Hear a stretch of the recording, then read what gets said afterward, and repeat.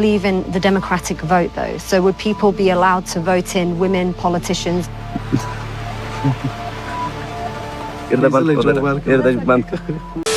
So, ladies and gentlemen, Donald Trump... Oh, wait, sorry, that's a convict. Donald J. Trump is president once again. Oh, brother, this guy stinks! It's all good, ladies and gentlemen. Jill Stein. Jill Stein 2028. Let's go. Not only that, we had Manchester United fans celebrating a win against us on Tuesday. What a shit week. What an absolute atrocious week, ladies and gentlemen, for Manchester City Football Club. Look at the last 3 games. Look at that. Look at this. It's even got some prominent Manchester City influencers, some proper Mancunians shitting bricks. But don't worry, ladies and gentlemen, if you need a laugh, just read this.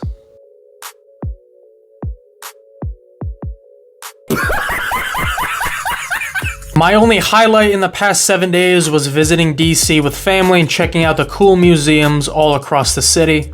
Can you actually believe some old bitch really threw this in the ocean? What an absolute melon. We could have donated it to Barcelona so they can finally pay off Ferran Torres after all these years. Alright, let's stay on topic here and talk about Brighton and Hove Albion. I can honestly say that I am not super confident given our form, and you can see here both teams only have 2 wins out of the last 5 games. Not only that, both teams scored 9 goals in those 5 games, as well as having 2 very prominent strikers involved. It's pretty obvious who they are, Danny Welbeck and Evan Ferguson. Yep, those are the 2 best strikers right now. Danny freaking Welbeck. Is this 2014 or something? Come on. Why is he still relevant? I know why. 6 goals and 2 assists in 10 games. I mean, that's just absolutely remarkable. I can't even be mad, ladies and gentlemen. Bro is a proper Barclays man. Love him to bits. Better than any version of Kai Havertz, by the way. Let's move on to the dribbling, majoring, bow-cut ass looking, can't even beat Trent Alexander-Arnold, Japanese bellend, Kairu Mitoma. Up against Kyle Walker's stand, it seems, for this weekend. It's safe to say we are so screwed. He did actually destroy Van Disney, though. Stop playing with him, Riot. How can I lose if I'm already toast? Like, Did you really think I was gonna let you slide, bro? You Turkish muppet, leaving Fenerbahce and Turkey to go to Brighton. What an absolute pathetic excuse for a beach. Look at this. This looks like Point Pleasant in New Jersey. Great goal against Liverpool, though. That was absolutely sublime. Anyways, I'm getting nervous. I need to laugh at something. Oh, no.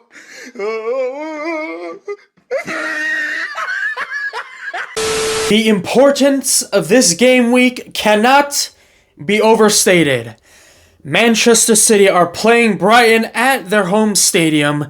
Chelsea is playing Arsenal at the Bridge. Liverpool are at home, I believe, to Aston Villa. If Liverpool wins their game and Arsenal and City lose theirs, Liverpool could be 5 points clear of Manchester City and 10 points clear of Arsenal. The importance of this game week is astronomical. Let's look at the predicted lineups for tomorrow's clash. First up, we have Brighton in their usual 4-4-2 setup.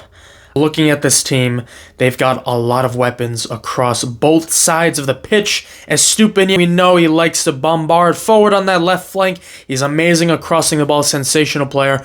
One of the best left backs from the past previous seasons. He was excellent last season. Mitoma, number 22, my favorite number. The dribbling king, the dribbling majoring king. This guy is going to be absolutely running havoc on the left. That left-hand side is scaring the living daylights out of me. Estupinian and Mitoma against either Rico Lewis. He's a young prodigy. I get it. He's got a lot of promise. We love him, but he likes to invert. Not a lot of defensive cover on that right-hand side. Or Kyle Walker, who's 77 years old and has lost his pace. Yeah, Baleba and Hinchelwood are 2 very good players.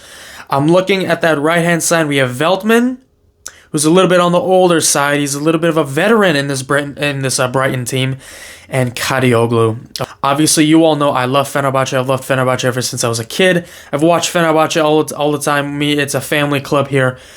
I've watched Kadioglu so much. Most people know his name because of the World Cup, or because of the Euros.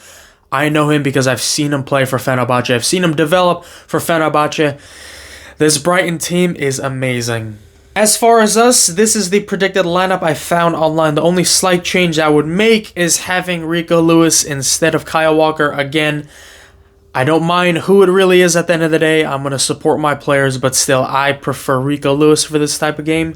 Obviously, Ederson in goal. We have Gavardiol, Ake, and Akanji, John Stones, and Ruben Diaz not available for this game. Maybe John Stones, but not Ruben Diaz. I'm not 100% sure on that. And our midfield three is a little bit concerning. Bernardo Silva, Phil Foden, and Kovacic. Kovacic can still do the business. He was the best player on the field against Sporting in that first half, in my opinion. Phil Foden, if Phil Foden delivers another 10 out of 10 performance and we lose this game, I'm going to be absolutely livid. Savinho on the right, Doku on the left. We need Doku for this game and Savinho. I honestly, Jack Grealish is not going to be playing this game, so that's a little bit worrying. He brings a lot of control to this squad. Erling Haaland needs to break his goal-scoring duck for this game. Missing that penalty and going goalless in the last couple of games is not acceptable. We need Erling Haaland to score today. I would rather have us win the game and Erling Haaland not score, but still, I want when Erling Haaland scores, we tend to win games and we tend to get better results. Key player for this game might not be everybody's pick. It's not Savinho, it's not Doku, it's not Foden, it's not Haaland, it's not Kovacic, it's not Gavardiol. I am relying on Bernardo Silva for this game. I know how that sounds, but I've seen this guy in the most pressurized moments. I've seen this guy in the biggest games deliver when we need him the most. I'm not talking about goals or assists. I'm talking about his work rate. I'm talking about his pre-assists. I'm talking about his chance creation. In the interview, Manchester City must, and I quote, look at ourselves individually and collectively. We're in a dark place. And Bernardo Silva is going to be that guy that's going to take us off. He's often overlooked, yet he's forever vital. Bernardo Silva is one of the most essential parts of our team. He hasn't scored since the Community Shield, but he has 3 assists in the Premier League. And it's because of his calm demeanor, his calm control of play, the way he plays football. We just need that. Because I don't want to go into that game with so much pressure to score a goal. Okay, I don't really see this game as a high-scoring game by either team. I don't want to start this game giving too much respect to Brighton. I want to start this game with possession, the Manchester City way in the last several years. 70 to 80% possession the first opening 10 minutes. Couple of shots. I don't really care if they're on target or not. We need that momentum to take us through that first half and into the second half. Brighton are a fantastic team. They have back-to-back losses in the Premier League and in the Cup. But you can ask Tottenham and Manchester United how good they were. You could even ask Liverpool. This team is a giant killer in a sense. Not by the scoreline, but by their play. Brighton are a sensational team. And Fabian Hurzeller, I'm mispronouncing that, is going to be licking his lips at the thought of beating Manchester City and giving them a 4th successive loss in a row. That would be absolutely devastating. Would I concede to Liverpool for the title at that point? No, but it will raise huge alarm bells for the season. Time to predict the score for this game. You know what? I said I want to give respect to Brighton, but I'm wearing this badge and I support my team. So you kind of have to weigh both decisions here. You don't want to look like an absolute melon after the game for this prediction. I'm not going to predict like a 3-0 or something. I think this is going to be a 2-1 victory. You know what? A 2-1 victory to Manchester City. Bernardo Silva is going to get an assist. Haaland is going to score.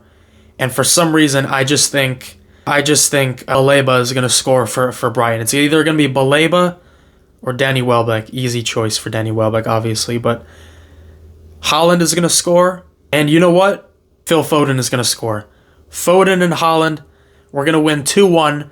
A late goal by Foden is going to win us the game in the 70th to 80th minute mark. We're going to win 2-1. Well, ladies and gentlemen, thank you all so much for watching. That is the end of this preview. Hope to see you all tomorrow. I cannot wait. 12:30 here in the States, or around in the afternoon. I cannot wait. People might be writing us off, and that's fair given our 3 losses on the bounce. 3 different competitions, though. Nevertheless, like Bernardo Silva said, we need to find the strength within ourselves to bounce back. We need a huge result. This is not ideal because Brighton are a sensational side. Danny Welbeck, Kadioglu, Estupinian, Mitoma, Baleba. They've got some great players. They've got, I didn't even mention Ruter. I didn't even mention him. He's a great player. Kovacic will do the business. We need Bernardo Silva. We need Phil Foden to drift into those spaces in the midfield and create. Erling Haaland needs to break his duck. We need the 3 points badly.